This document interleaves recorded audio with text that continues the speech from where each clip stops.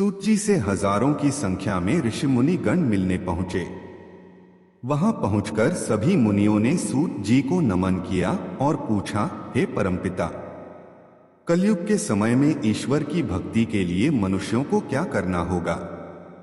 कलयुग में उन्हें मोक्ष की प्राप्ति कैसे होगी? हे प्रभु, कृपया आप हमें किसी ऐसे तप के बारे में बताएं जिसे करने से मन की मुराद पूरी होने के साथ ही पुण्य की प्राप्ति हो जाए। ऋषियों की बात सुनने के बाद सूत जी बोले, हे मुनिगण, आप सभी ने मनुष्यों के हित के बारे में एक अच्छा सवाल किया है। मैं आप सभी को एक ऐसे व्रत के बारे में बताऊंगा जिसके बारे में खुद लक्ष्मीपति ने नारद मुनि को बताया था। आप सभी इस व्रत को ध्यानपूर्वक सुने। एक बार नारद मुनि दूसरों के हित की अभिलाषा लिए कई लोकों के भ्रमण पर निकले। इस भ्रमण के दौरान घूमते घूमते एक दिन वह मृत्युलोक यानी धरती पहुंचे। यहां नारद मुनि ने देखा कि सभी मनुष्य अपने कर्मों का फल भोग रहे हैं। इसके कारण सभी दुख से पीड़ित हैं।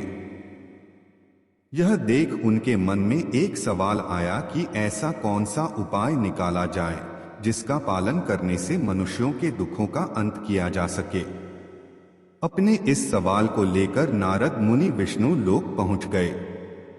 वहां उन्होंने भगवान नारायण की आराधना की। प्रार्थना करते हुए नारद मुनि बोले, हे प्रभु, आप तो सर्वशक्तिशाली हैं, आपका कोई अंत नहीं है। आप सभी भक्तों के कष्ट को दूर करते हैं, आपको मेरा प्रणाम है। नारद मुनि की यह बातें सुनकर भगवान विष्णु प्रकट हुए और कहा, हे नारद मुनि, आपके मन में ऐसा कौन सा सवाल है जिसके लिए आप यहाँ पधारे हैं? परमपिता विष्णु की बात सुनकर नारद मुनि बोले, प्रभु, मृत्युलोक में मनुष्य अपने कर्मों के दुख झेल रहे हैं। भगवान, आप अगर मुझ पर तनिक भी दया करते हैं तो कृपा करके मुझे बताइए कि मानव ऐसे कौन से काम करे जिससे उन्हें इस दुख से मुक्ति मिल सके। विष्णु भगवान ने जवाब में कहा, हे मुनि, मानव जाति की भलाई के लिए आपने एक अच्छा सवाल किया है। मैं आपको वह बात बताऊंगा जिसका पालन करने से मनुष्यों का मोह से नाता छूट सकता है। इतना कहने के बाद भगवान विष्णु ने व्रत के बारे में बताना शुरू किया।